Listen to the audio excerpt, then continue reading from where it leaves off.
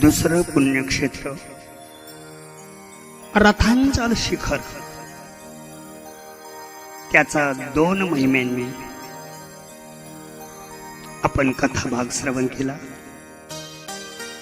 तिसरं शिखर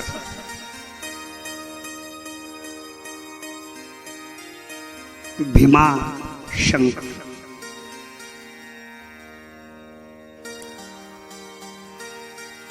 कथेतील 6व्या भागातील दुसरा भाग.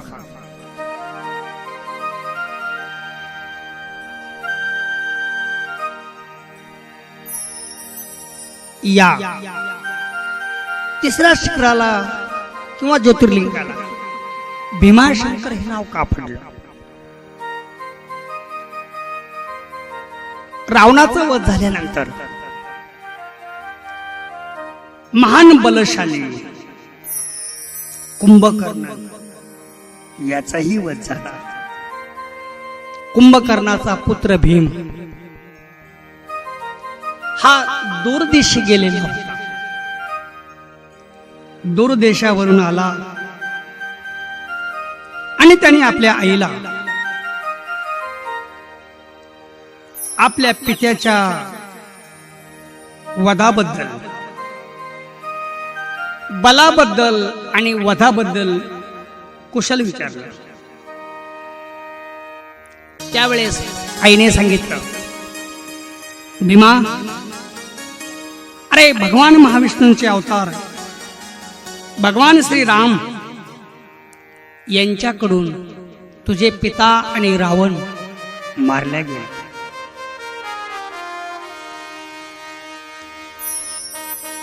त्याने विजेसारखं कडाडून मातेच्या चरणाला स्पर्श करून तिला वचन दिलंय,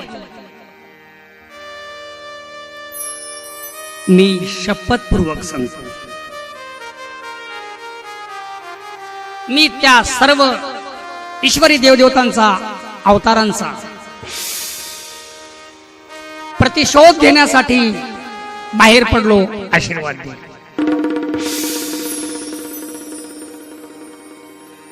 अनंत जन्माची तप साधना, या जन्माची भगवान ब्रह्मदेवाची खरतर तप साधना, या वरदानाच्या बळावर इंद्रादिक ब्रह्मादिक वैकुंठापर्यंत मी सर्व देवांना जिंकेल.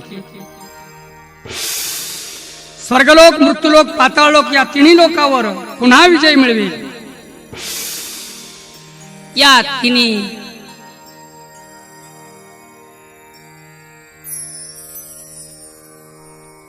लोकांवर विजय मिळवल्यानंतर हे देवपूर अर्थात त्रिपुरासूर या नावाने लोक मला ओळखतील, संबोधतील.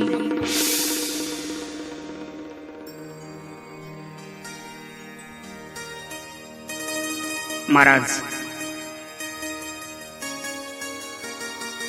सोड घेण्याकरता निघालेला तो भीम पुढे मुद्दाम देव संत ब्राह्मण यांना त्रास देऊ लागला. सती सत्पुरुष दानशील याज्ञिक यांना त्रास देऊ लागला.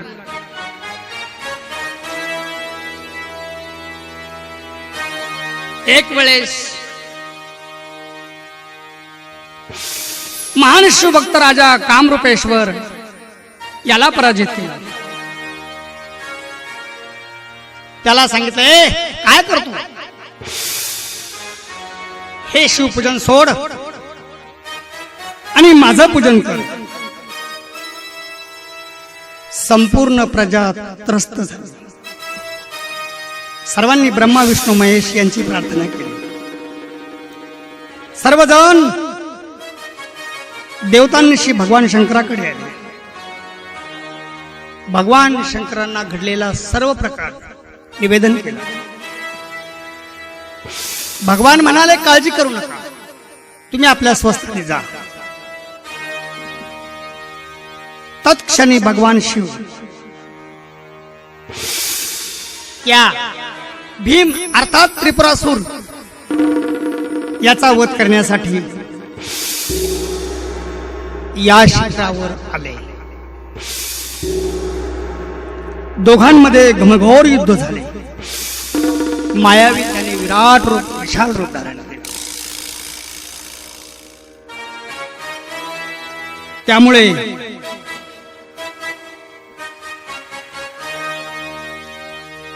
दोघांच्या मल्लयुद्धामध्ये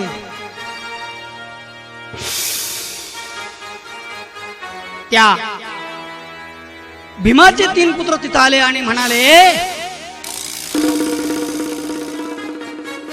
आमच्या पित्याशी युद्ध करण्यापेक्षा अगोदर आमच्याशी युद्ध कर.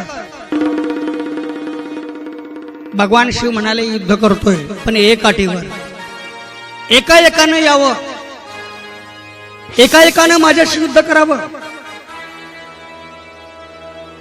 मान्य केले महाराज. एक एक मुलगा 20-20 दिवस, 3 मुलं 20-60 दिवस सारखे भगवान शिव एकटे युद्ध करत होते आणि ते एक एक येऊन त्यांचा वध केला गेला. पुन्हा आपल्या पुत्रांचा वध झाला हे त्याला कळालं. त्याने पाहिलं, आपल्या पुत्रांचा सूड घेण्याकरता आणि आपल्या पित्याचा काकाचा सूड घेण्याकरता तो भगवान शिवावर महाकाल रूप धारण करून, मायावी रूप धारण करून विशाल खडगांनी आणि युद्धाला तयार झाला. महाराज भगवान शिव म्हणाले, तू मोठा होशील, विशाल होशील, मी तुझा बाप आहे. त्या क्षणी त्याच्याही बरोबर भगवान शिवांनी 20 दिवस युद्ध केले. एक एक येत होता, मध्ये अंतराय होत नव्हता.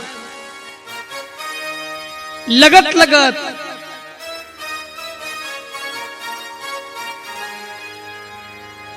वीस चोक 80 दिवस ते युद्ध चाललं.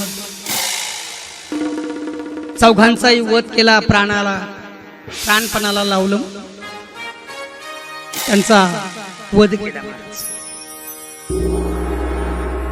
इतके दिवस रात्रंदिवस युद्ध. भगवान शिव हळूच खाली बसले. इतक्या दिवसाचा अखंड श्रम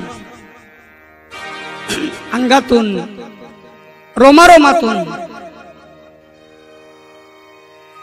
जलधारा वाहू लागल्या.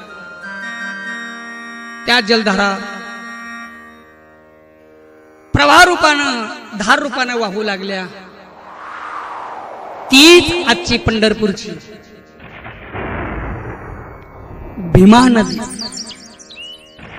भीमेचा उगम याच शिखरावरून, या निमित्तानं, या कारणातून भगवान शिवाच्या रोमारोमाच्या जलधारेत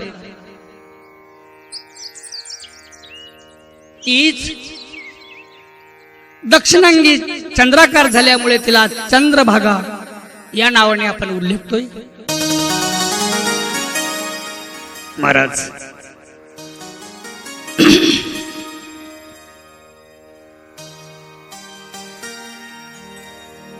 या ठिकाणी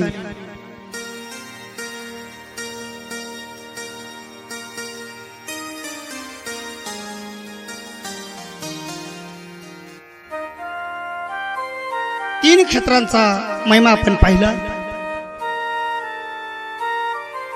प्राण जाण्याच्या वेळेस भगवान शिवांनी त्या त्रिपुरासुराला, भीमाला विचारलं, काय अंतिम काय इच्छा आहे, काय मागायचं ते माग. त्यावेळेस त्याने सांगितलं, भगवान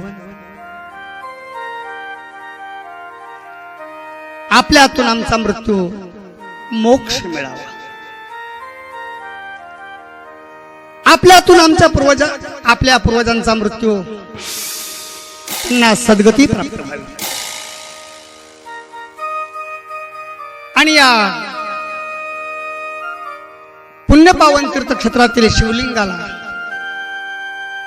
माझं नाव आणि आपण ज्योतिर्मय रूपामध्ये कायमचा वास करावा. भगवान म्हणाले तथास्तु. या ज्योतिर्लिंगाचं महिमान भारतातील थोर संतांनी, वेदपुराण, श्रुतीशास्त्रांनी अलौकिक केलं आहे. भीमाशंकर या भगवान शिवांच्या ज्योतिर्लिंगाचं एक आगळं वेगळं महात्म्य. जो जी इच्छा करील त्याचं मनोगत पूर्ण करणारं मनोकामना कल्पतरू म्हणून हे ज्योतिर्लिंग आहे. निसर्गरम्य असं स्थान. महाराज याच ठिकाणी सिद्ध तीर्थ आहेत, याच ठिकाणी मोक्षकुंड आहे, याच ठिकाणी ज्ञानकुंड आहे, याच ठिकाणी सर्वतीर्थकुंड आहे, याच ठिकाणी पाप विनाशिनी तीर्थ आहेत, याच ठिकाणी योगराज गोरक्षनाथांनी तप केले त्यांचं मंदिर आहे. याच ठिकाणी हनुमंताने प्रायचित्तार्थ तप केलं त्यांचं तपस्थली तान आणि तळ आहे, हनुमान तळ. एक प्रसंग सांगतो. एक दिवशी भगवान शिव ध्यानस्थ होते, समाधीस्थ होते. माता पार्वती त्यांच्या मुखकमलाकडे, देहाकडे, श्रीमुकुटाकडे पाहू लागल्या. शेषानं मातेकडे पाहिलं, फणा उभारला. मातेनं त्याला खुणवलं, अरे तू मला जगन्माता म्हणतोय आणि मी खाली? ही यांच्या शिरमुकुटी राहणारी कोण? जला हिला खाली उतरव ना.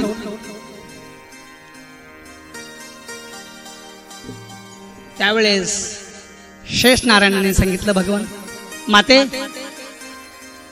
हे माझ्या हातात नाहीये, मी हे करू शकतो. जर तू माझाही ऐकत नसेल तर मी तुला शाप दे. मातेचा कोप होईल म्हणून शेष घाबरला. शेवटी नाईलाजानं काय आज्ञा, काही नाही म्हटलं, हिला खाली उतरव, डंक मार. डंक मारला गेला. महाराज संपूर्ण गंगा ओसरली. शिव समाधीतून उत्थान झाले. समाधी उत्थान झाल्यानंतर डोकं हलकं लागू लागलं म्हणून वर पाहिलं, हात लावला, गंगा नाही. शेषाला विचारलं, शेषाने घडलेलं सर्व खरं खरं सांगितलं. भगवान शिव क्रोधायमान झाले आणि म्हणाले, काय?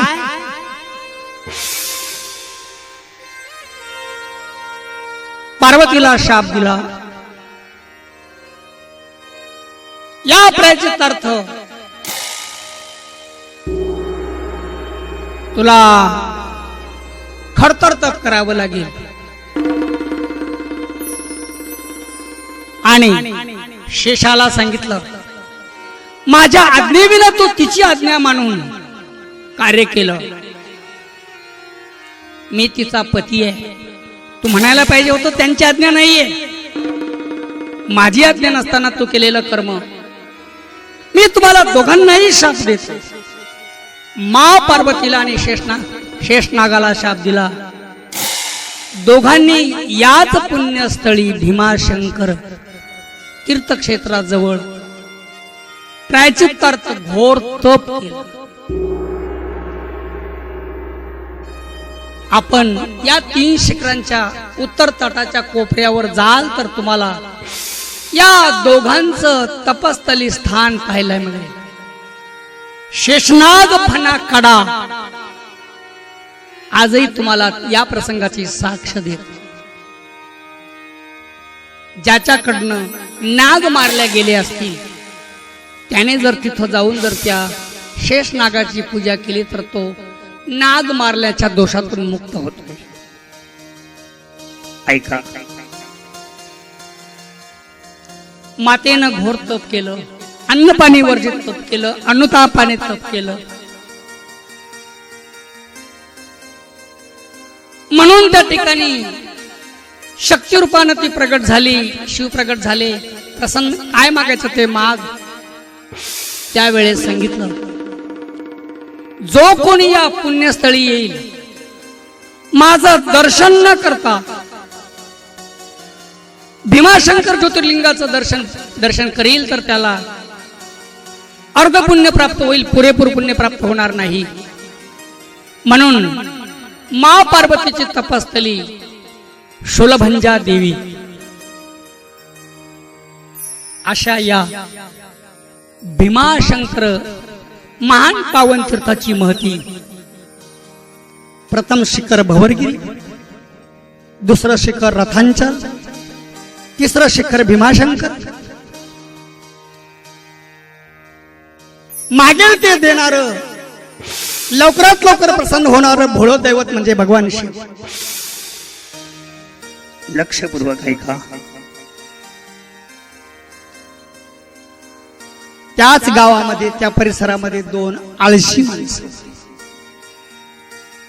दैवत असेल तर मिळेल, दैवत असेल तर मिळेल, उपाशी राहू लागले, भिकेस लागले. एक शिवभक्त अचानक त्यांची भेट झाली. त्यांना विचारलं, त्यांनी सांगितलं, अरे धनावर बसलात आणि भीक मागताय. मनोकामना कल्पतरू भगवान शिव ज्योतिर्लिंग, आणि इथं तुम्ही इतक्या दरिद्री रूपामध्ये भीक मागताय. असं करा, जा तिथं आणि भगवान शंकराकडे आपलं मनोगत व्यक्त करा आणि प्रार्थना करा. दोघही गेले, भगवान शंकराचं पूजन केलं, भगवान शंकरांपुढे आपलं मनोगत व्यक्त केलं आणि भगवान शंकरांना सांगितलं, भगवान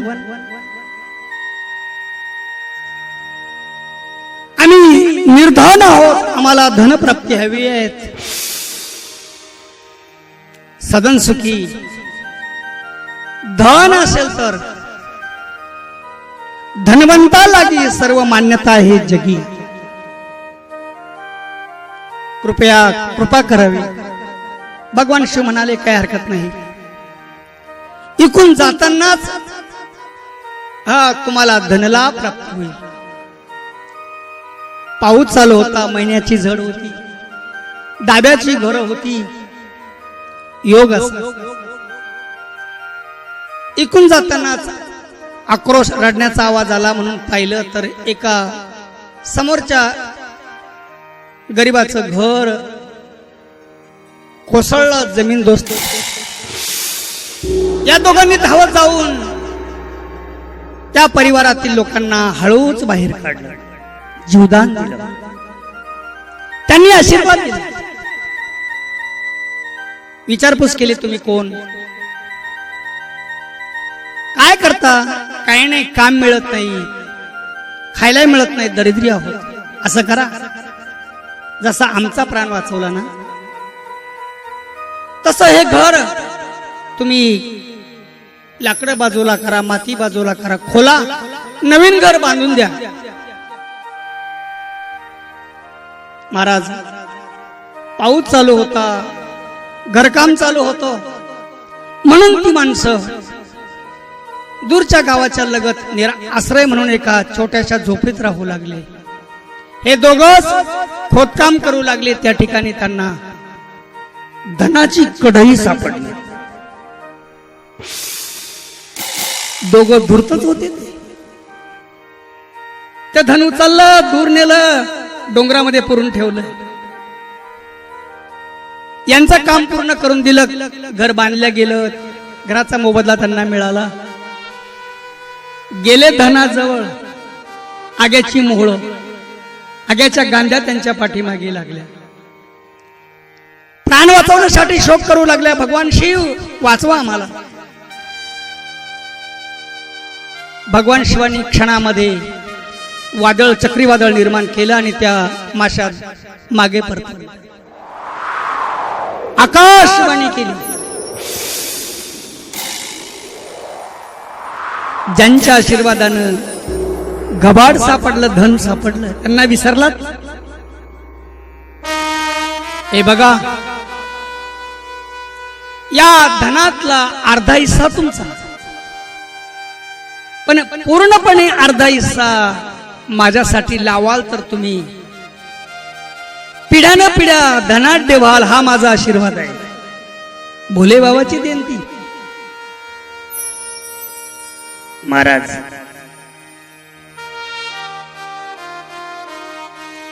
भोले बाबांनी अशी कृपा केली. त्या दोघांचं नाव होतं, एकाचं नाव माधव आणि एकाचं नाव मुरलीधर. माधव मुरलीधर नाव. आपल्याला वाचवलं, अर्ध धन दिलं. चला भगवान परमात्म्याच्या दर्शनाला जावं म्हणून भीमाशंकर या ज्योतिर्लिंगाच्या दर्शनासाठी सोमवार पर्वकाल पाहून आले. योग असा आले, विश्रांती केली, झोप लागल्या गेली. स्वप्नात भगवान शिवानी सांगितलं, थोड्या वेळात या मंदिरावर वीज पडणार आहे, हे मंदिर कोसळणार आहे, पडणार आहे. ते माझं अर्धधन या मंदिराच्या कामासाठी वापरा आणि तुमच्या हस्ते या मंदिराचा जीर्णोद्धार करा. महाराज, नेमकं तसंच घडल्या गेलं. मंदिर खोललं. हे दोघही माधव नाव ज्या अर्थी किंवा मुरलीधर नाव ज्या अर्थी ठेवलंय, त्या अर्थी हे त्यांचे माता पिता वंश विष्णू भक्त असायला पाहिजे. म्हणून स्वतः कारागीर असल्यामुळे त्यांनी चौकापर्यंत मंदिराची बांधणी हेंगाडपंथी केली. पण वरील जो कळस आहे त्यामध्ये छोट्या देवांच्या मूर्ती बसेल अशी जागा मंदिर तयार केली. भगवान विष्णूंचे 24 अवतार, 24 अवतारांच्या मूर्ती तिथं बसवल्या. या प्रसंगाची साक्ष आज तिथं गेल्यावर आपल्याला प्रत्यक्ष पाहायला मिळते. लक्षपूर्वक ऐका. भारतात जगात कुठेही जा, भगवान शंकराच्या मंदिरावर 24 अवताराची मूर्ती प्रतिमा नाहीये. या ठिकाणीच का, याच हे आतापासून इथपर्यंत विशालत्वाने आपल्या पुढे वर्णन केलं. भीमाशंकर या ज्योतिर्लिंगाचा महिमा समाप्त होतो.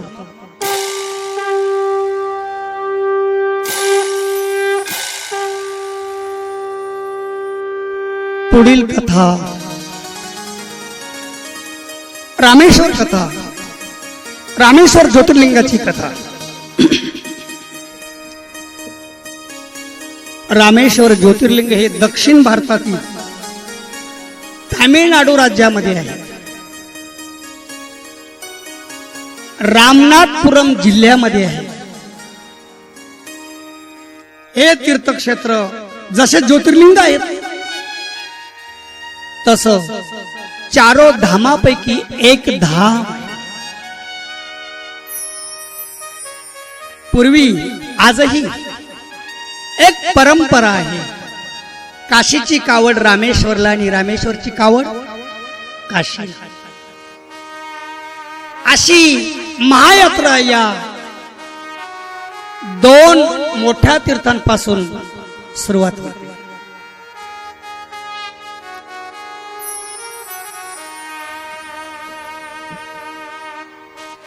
या क्षेत्राचे महत्व अर्थात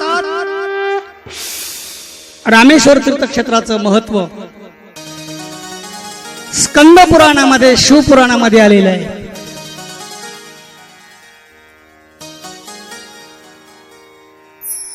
रामायणामध्ये 2 ठिकाणी याचं वर्णन आलेलं आहे. मूळ कथा, या रामेश्वर ज्योतिर्लिंगाची उत्पत्ती कशी झाली, अवतरण कसं झालं, भगवान रामचंद्र प्रभू देवांना बंधमुक्त करून आईला जिथं अगोदर समुद्राचं पूजन करून आणि विशाल विस्तीर्ण पुलाला प्रारंभ केला होता, त्या स्थळी आले आणि त्या स्थळी आल्यानंतर जटायूचे भाऊ त्यांचं दर्शन घेतलं. ज्या ऋषीनं सीता माता कुठे आहे ते सांगितलं, त्या ऋषींचं जटायूच्या बंधूचं दर्शन घेत असताना त्यांनी भगवान श्रीरामांना हात जोडले. विजयी राम म्हणून गौरव केला, कौतुक केलं आणि सांगितलं, श्रीरामा, गव्हाबरोबर जसे किडे रगडतात, एकामुळे जसा इतरांना त्याचा त्रास सहन करावा लागतो, एकाने वाईट केलं साऱ्या प्रजेला त्याचं दुःख भोगावं लागलं. अर्थात तुम्ही देव, तुमचे भक्त वानरगण यांच्याकडून निरापराध लोकांची हत्या झाली. याचं पाप, याचा दोष तुम्हाला त्यांना लागेल. म्हणून या ठिकाणी जर तुम्ही यज्ञ केला, समुद्रकिनारी जर यज्ञ केला, तर याच ठिकाणी तुम्ही सर्व दोषातून मुक्त व्हा. थोरा मोठ्यांच्या, ऋषीवर्यांच्या, देवांच्या सांगण्यावरून भगवान श्रीराम म्हणाले, काही हरकत नाही, मार्गदर्शन, दोषमुक्तीसाठी यज्ञ करा. त्या यज्ञाचं नाव रावण मेध नावाचा यज्ञ. तिसरं कारण, त्या यज्ञासाठी अगोदर कैलासातून स्वयंभू शिवलिंगानं, शिवलिंग प्राण प्रतिष्ठा स्वयंभू मूर्ती तर्पण केल्याशिवाय यज्ञाला प्रारंभ करायचा नाही. मात्र एक लक्षात ठेवा, अल्पपर्व काळ आहे. अल्पपर्व काळामध्ये ही गोष्ट घडली पाहिजे. महाराज, भगवान रामचंद्र प्रभू हनुमंतरायाकडे पाहू लागले. हनुमंतरायानं प्रभूचं मनोगत जाणलं आणि सांगितलं, काळजी करू नका, मी आताच कैलासामध्ये जातो आणि स्वयंभू शिवलिंग त्यांच्याकडनं घेऊन येतो. सर्वांना काळजी वाटली, अल्प काळामध्ये कशी येतील. मूर्ती प्राण प्रतिष्ठा होऊन नंतर यज्ञाचा काल यज्ञ निर्विघ्नपणाने पार पडेल का नाही, प्रत्येकाला चिंता लागून गेली. जवळ असलं तर एकमेकाच्या बोलण्याने विनाकारण चिंता वाढते.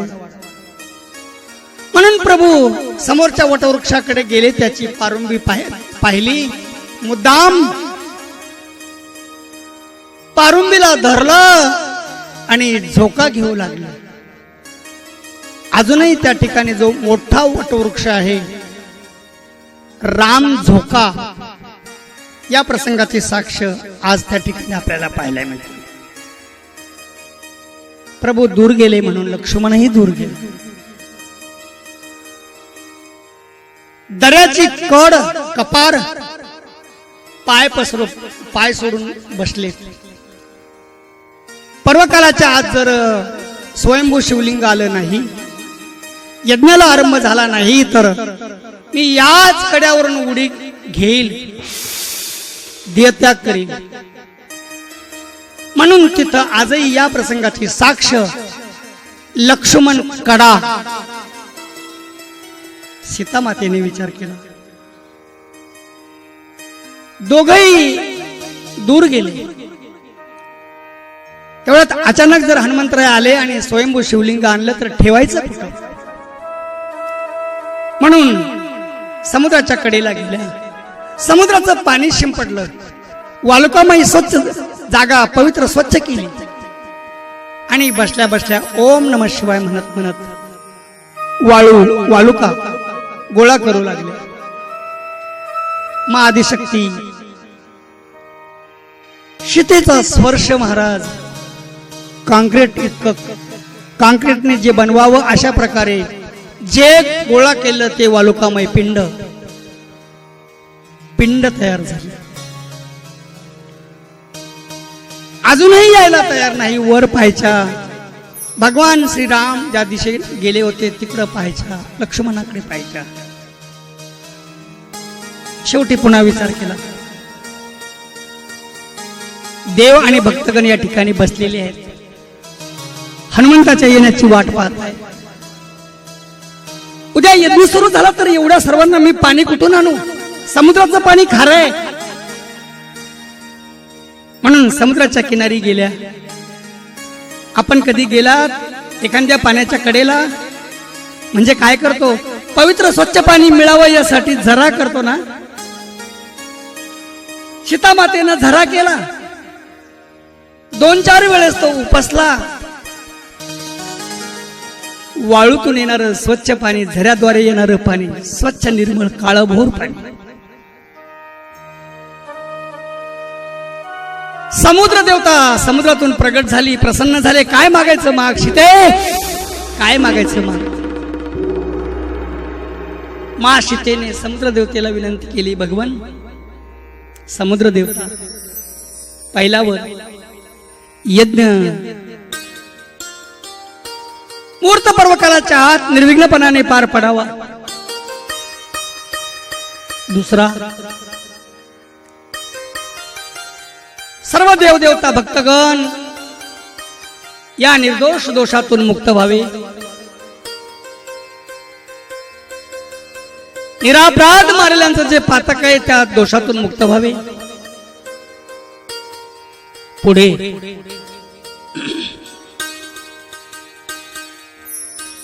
उद्या या ठिकाणी रामेश्वर ज्योतिर्लिंग म्हणून विशाल पुण्यक्षेत्र होईल. समुद्रा, या लोकांना पिण्यासाठी पाणी नाही. माझं हे सीता झिरा हे तीर्थ सबंध रामेश्वर या तीर्थक्षेत्राला पाणी पुरेल, स्वच्छ गोड पाणी पुरेल असं मला आशीर्वचन द्यावं. भगवान समुद्र म्हणाले, तथास्तु. आज विशाल क्षेत्र आपल्याला पाहायला मिळते, रामेश्वर तीर्थक्षेत्र. त्या जिऱ्यामध्ये फुटबॉल आहे. तिथूनच हा सबंध रामेश्वर तीर्थक्षेत्राला पाणी स्वच्छ आणि गोड पाणी प्यायला मिळते. ही सीतामातेची झिरा प्रसंगाची तपश्चर्या वरदान.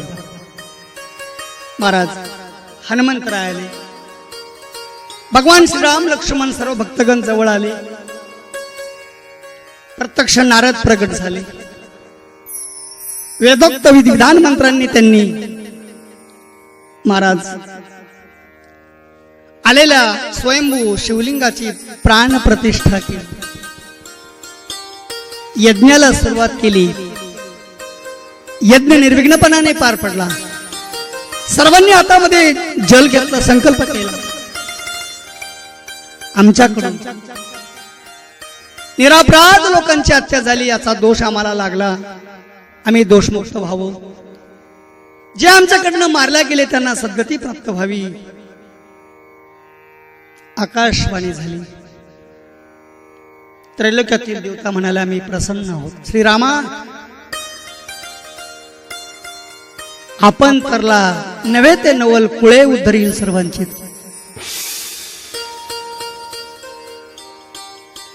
रावणाचा वध, जगाला पिढेपासून दुःखापासून मुक्ती.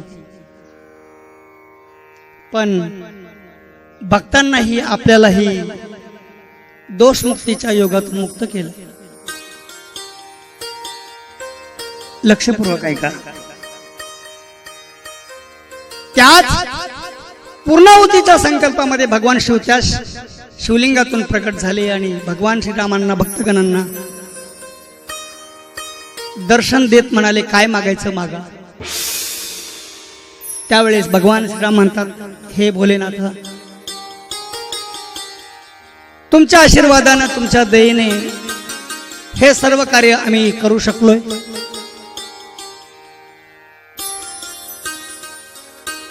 आपण या ज्योतिर्लिंगाला आपण नाम द्यावं, नामकरण करावं.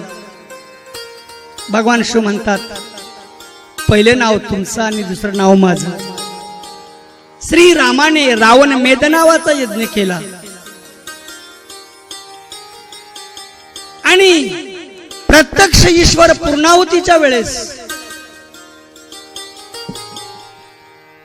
प्रसन्न होऊन काय मागायचं ते माग म्हणाला. यावरून राम अधिक ईश्वर हे नामकरण मी या ज्योतिर्लिंगाला देतो. सर्वांनी सांगितलं, भगवान दुसरा वर आपण ज्योतिर्मय रूपामध्ये या ठिकाणी कायमचा वास करावा. तिसरा वर या ठिकाणी जे जे येतील त्यांच्या मनोकामना त्वरित आपण पूर्ण कराव्या, त्यांना दोषमुक्त करावं. अशा त्या परमपावन रामेश्वर ज्योतिर्लिंगाची कथा समाप्त होत आहे.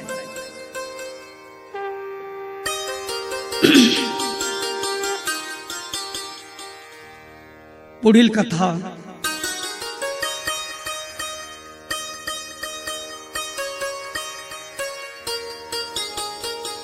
गुजरात प्रांतामध्ये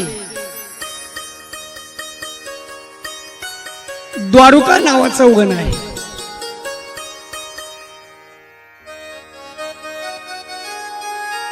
गुजरात प्रांतामध्ये द्वारुकापुरी नावाचं गाव आहे. त्या लगत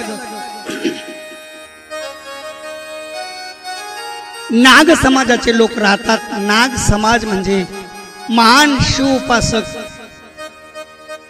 शिवभक्त. महाराज त्या ठिकाणी दारुक नावाचा असुर त्यांना त्रास द्यायचा, छळ करायचा. त्यांची व्रतवैकल्य याग हाणून पाडायचा. एके दिवशी याच्या त्रासामुळे यज्ञ याग व्रतवैकल्य पूर्ण होऊ देत नाही म्हणून याच्या त्रासामुळे त्यांनी समुद्रामध्ये जाऊन नावेमध्ये यज्ञ करायचं ठरवलं. या द्वारकाला कळालं. समुद्रात मगरीचं रूप धारण केलं आणि नावच बुडवणार म्हणजे सर्वांना बुडवणार. भगवान भोलेनाथाला कळालं. भोलेनाथांनी प्रगट होऊन पाण्यामध्ये नाग रूपात प्रगट होऊन आणि त्याचा वध केला. नावेत प्रवेश करून नाव कडेला आपल्या नगरीत आणली. सर्व नाग लोकांना आश्वासन दिलं, मी त्या द्वारका नावाच्या राक्षसाचा वध केला. इथून पुढे तुम्ही निर्विघ्नपणाने माझी शिव उपासना करत राहा. महाराज,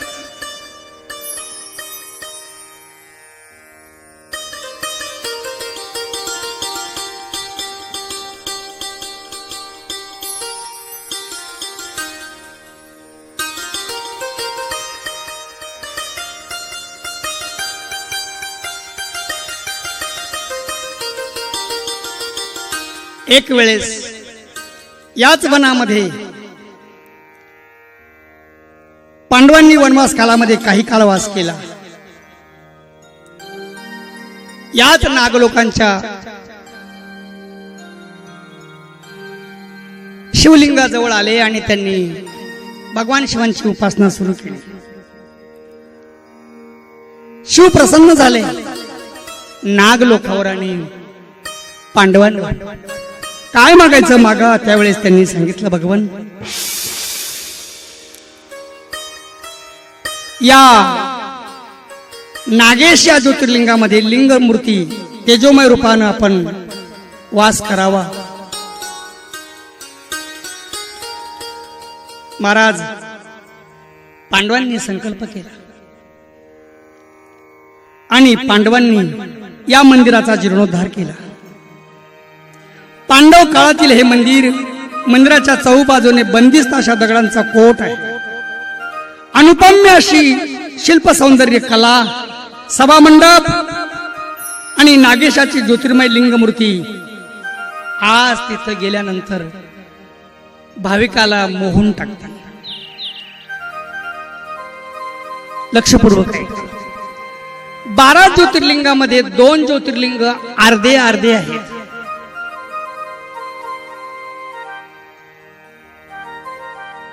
गुजरात प्रांतातील नागेश द्वारकावणे हे ज्योतिर्लिंग अर्ध आणि महाराष्ट्रातील एक टोळी महाराष्ट्रामध्ये आली,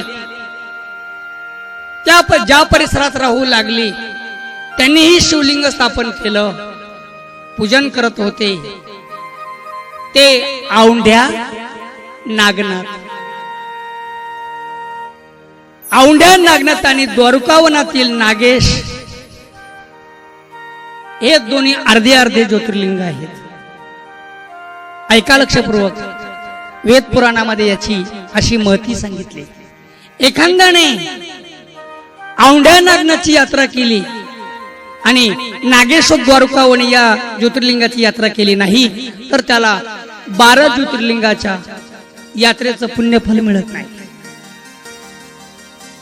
म्हणून दोन्ही ज्योतिर्लिंग औंढ्या नागनाथ आणि नागेश्वर द्वारकावणी हे अर्धे अर्धे ज्योतिर्लिंग आहेत. दोन्ही मिळून एक पूर्ण फल देणारं ज्योतिर्लिंग आहे. या दोन्ही अर्ध अर्ध ज्योतिर्लिंगाची मूळ कथा आपल्याला सांगितली. पुढील ज्योतिर्लिंगाच्या कथेला सुरुवात होत आहे.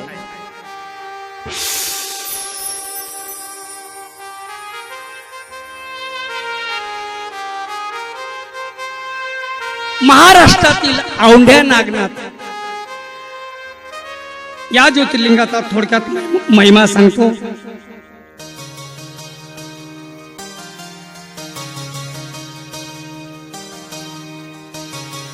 नाग समाज शिवभक्त असल्यामुळे हे लोक त्या द्वारकाच्या भीतीने महाराष्ट्रामध्ये आले होते. हे ज्योतिर्लिंग परभणी जिल्ह्यामध्ये औंढ्या नावाचं गाव आहे. या गावाजवळ आहे. हे नागलोक आपला उदरनिर्वाह करून प्रापंचिक दिनचर्या, अखंड शिवनाम आणि भगवान शिवांच्या उपासनेमध्ये रत राहायचे. एक दिवशी या नाग लोकांच्या भक्तीमुळे आमच्या द्वारकाचा वध झाला म्हणून द्वारकाचे जे असुरगण हे सुडार्थ महाराष्ट्रामध्ये आले. ही जागा शोधली, या लोकांना त्रास देऊ लागले. ज्या वेळेस ते या लोकांना भस्मसात करणार, वध करणार, त्यावेळेस त्यांनी भगवान शिवांचा ठाऊक. भगवान शिवांनी एक अलौकिक लीला केली. चहूबाजूनं नागच नाग विशाल फणा काढून आलेले या असुरांना वेढा दिला. चहूबाजूनं आलेले नागांच्या फणा पुस्करताय, विषाचा तृषार करताय. घाबरले, त्यांनी क्षमा मागितली. तरी पण असुराला शासन केलं पाहिजे, दंड केला पाहिजे. म्हणून महाराज भगवान शिवांनी त्यांना आज्ञा केली, प्रत्येकावर विषांचा तृषार करावा. तृषार केले. महाभयंकर अशा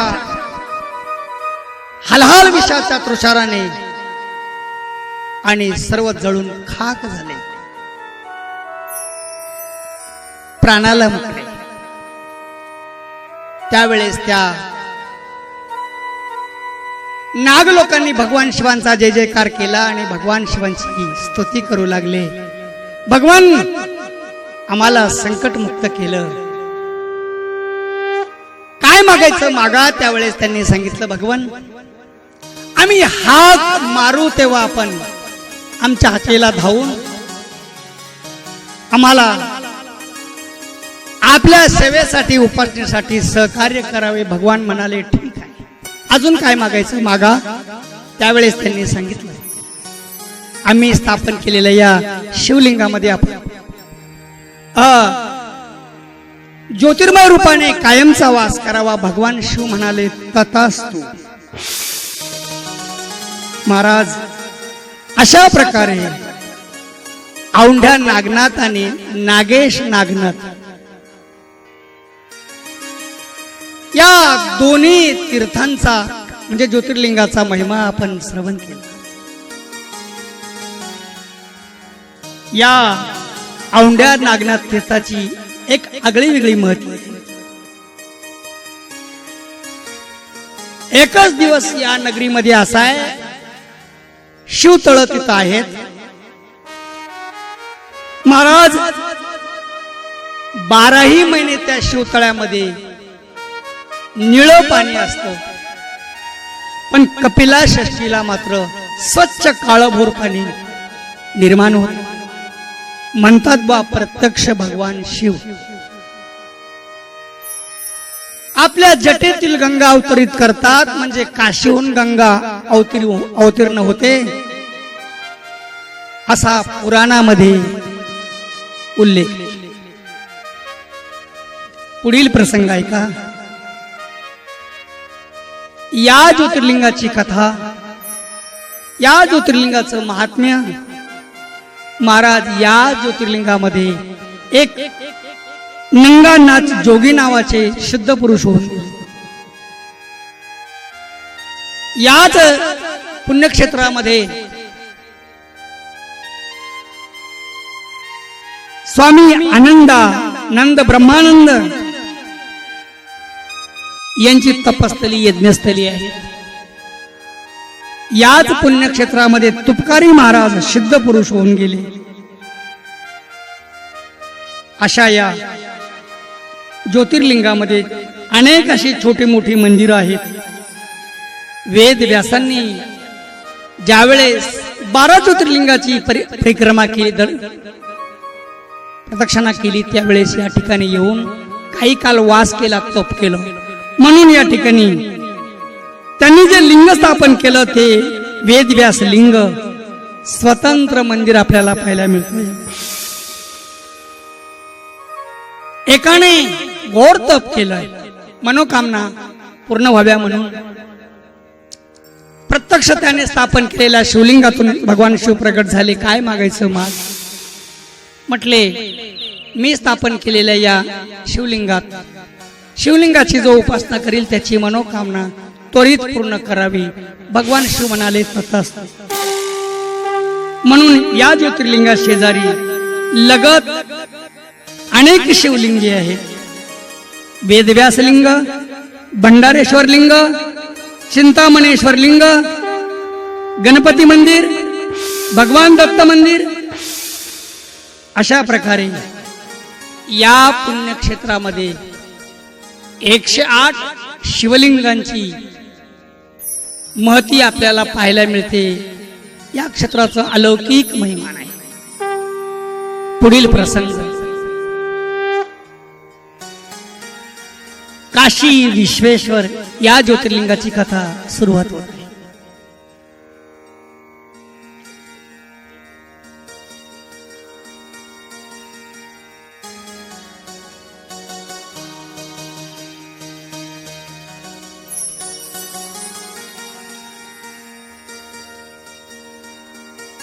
काशी विश्वेश्वराची मूळ कथा.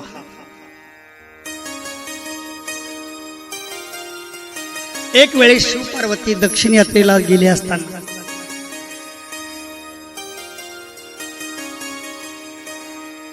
समुद्राच्या किनारी आणि एकांतामध्ये बसले. हळूच मातेनं त्यांना विचारलं, हे परमेश्वरा भोलेनाथा, मुलं लहानची मोठी झाली, आपण कधी त्यांच्या लग्नाबद्दलचा विचार केला नाही. आज अन्न वस्त्र निवारा याची गरज आहे. जर हे नसेलच तर आपल्या मुलांना कोण मुलगी देतील? भगवान शिव म्हणाले, त्याची कशाला काळजी करते, आहेत ना आपला कैलास. नाही म्हटलं, माझ्या मनातला आपण पूर्ण करावं. भगवान शिव म्हणाले, ठीक आहे. क्षणात त्या ठिकाणी विश्वकर्माला प्राचारण केले. विश्वकर्मा प्रकट झाले. तुझ्या आईची पार्वतीची इच्छा आहे या ठिकाणी सुवर्ण नगरी प्राप्त व्हावी. महाराज सुवर्ण नगरी प्राप्त केली. कर्मकांड वेद पुराणामध्ये अनेक धातूंच्या वास्तूची मूर्ती प्राण प्रतिष्ठा, वास्तू प्रतिष्ठा कसे करावी याचा विधी विधान आहे. पण सोन्याची वास्तू आजपर्यंत कोणी केली नाही. मग सोन्याची वास्तू, मूर्ती प्राण प्रतिष्ठा विधी पार्वतीच्या हट्टासाठी सुवर्ण नगरी निर्माण केली. पण महाराज याची वास्तुशांती कोण करील? वास्तुशांती झाली नाही तर या वास्तूत घरात राहायचं कसं, निवास करायचा कसा? भगवान शिवांना काळजी पडली. तेवढ्यामध्ये रावणाचे पिता रावण त्या ठिकाणी आले. ब्राह्मणाचा वेश धारण केला. कशाला काळजी करता? आम्ही या वास्तूची प्राण प्रतिष्ठा करतोय, आम्ही ब्राह्मण आहोत. महाराज भगवान शिवांना आनंद झाला. त्यांना लागणारं सर्व साहित्य पुरवलंय.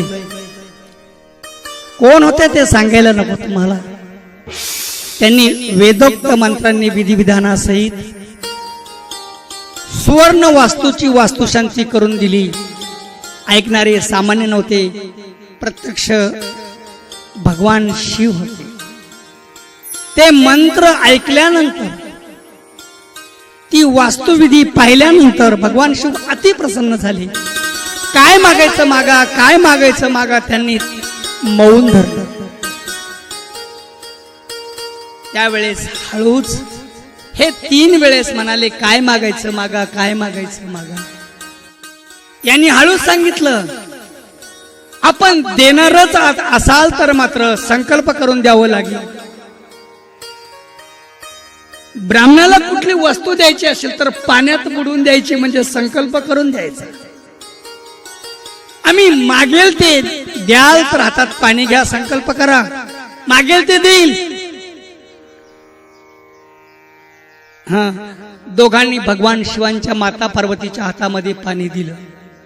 म्हणा आम्ही मागेल ते द्यायला तयार आहे. भोलेनाथाने ते शब्द वदवले आणि या रावणाच्या वडिलांनी, रावणाने सांगितलं, ज्या नगरीची आम्ही वास्तू केली ती वास्तू आम्हाला अर्पण करावी. भगवान म्हणाले, तथाच तू. पार्वतीचा हात धरला, म्हटले, चल, झालं आपलं काम. आपला कैलासच बरा.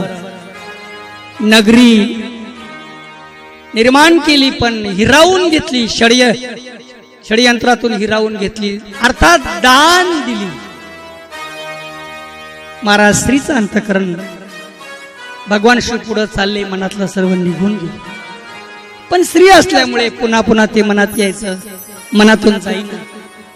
हा करता करता गोमती गंगेच्या किनारी चालले. गोमती गंगेच्या किनारी जात असताना पुन्हा मनात आलं, भोलेनाथ पुढे चालले, माता पार्वती मागे. एका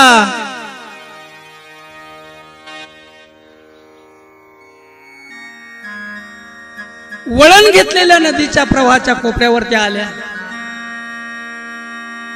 त्या वळणामुळे, त्या भोवऱ्यामुळे त्या ठिकाणी शंख शिंपले जमलेले होते, गोळा झाले होते. माता पार्वतींनी त्यांना पाहिलं आणि लगेच खाली बसले. मोठमोठे ते शंख शिंपले गोळा केले. त्याच ठिकाणी शंख शिंपल्याची पिंड तयार करू लागल्या. पिंड तयार झाली आणि ओम नमः शिवाय. काही कवड्या सापडल्या, त्या कवड्याही आतमध्ये बसवल्या. ओम नमः शिवाय.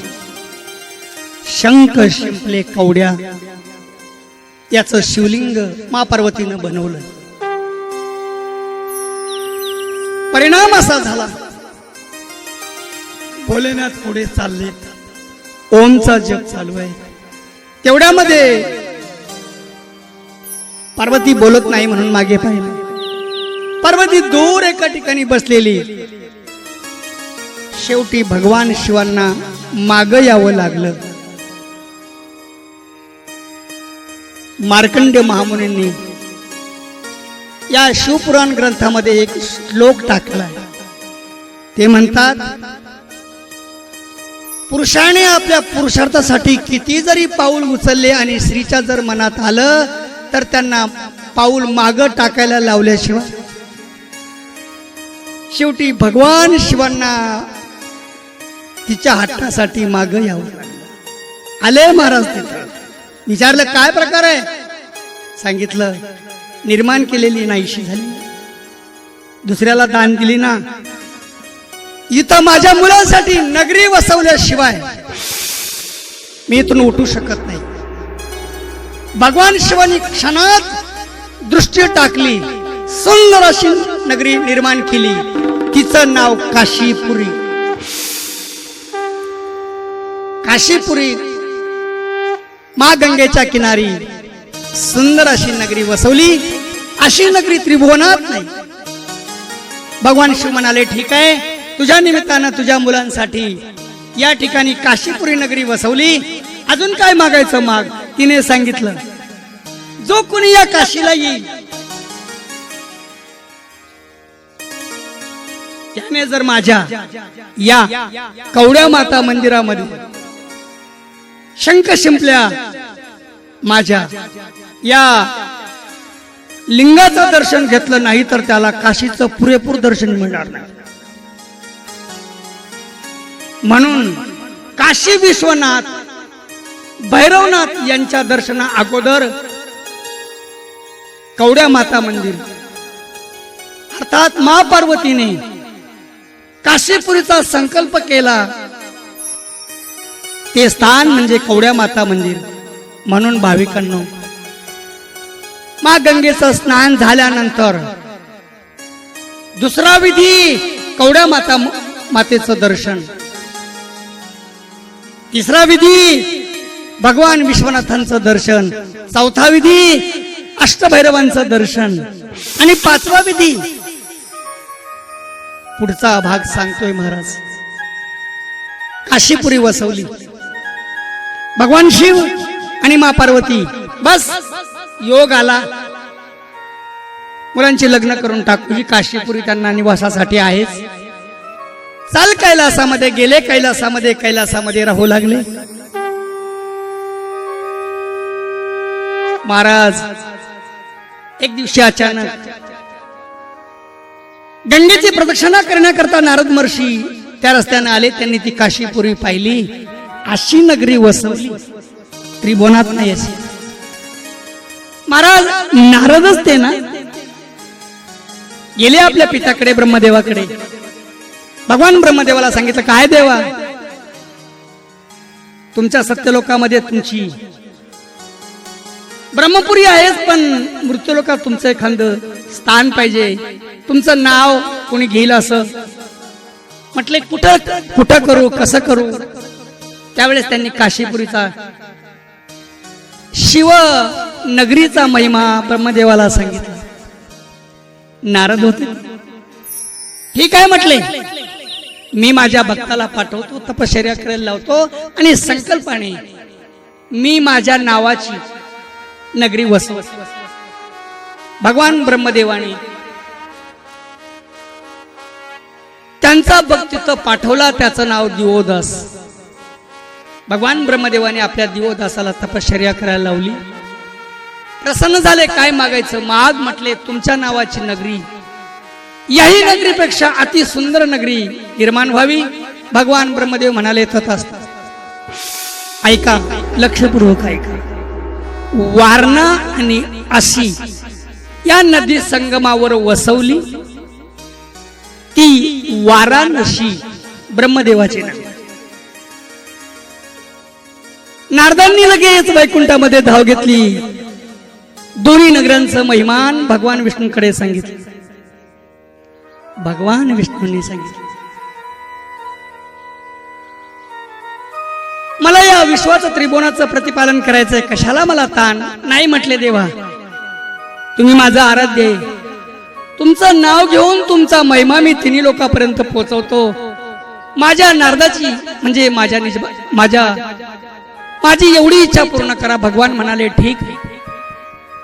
भगवान विष्णूने आपल्या बनार नावाच्या ऋषीला काशीला पाठवलं.